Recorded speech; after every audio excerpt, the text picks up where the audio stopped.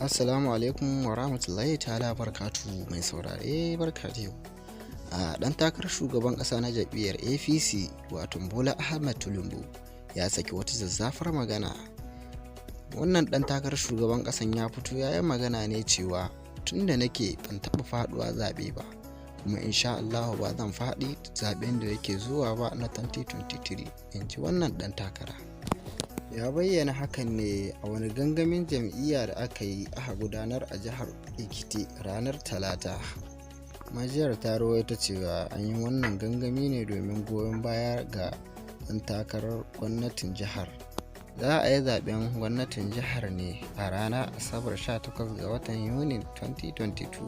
A cewar Tinubu, ban taɓa faɗuwa ba a zaɓe ba, kuma wannan ma ba zan faɗi ba, saboda duk wanda bai yi zaɓe ba zai samu kuɗi ba. Daga ƙarshe ya ƙara da cewa babban jam'iyyar nan ta PDP jam'iyya ce ta bunƙasar talauci.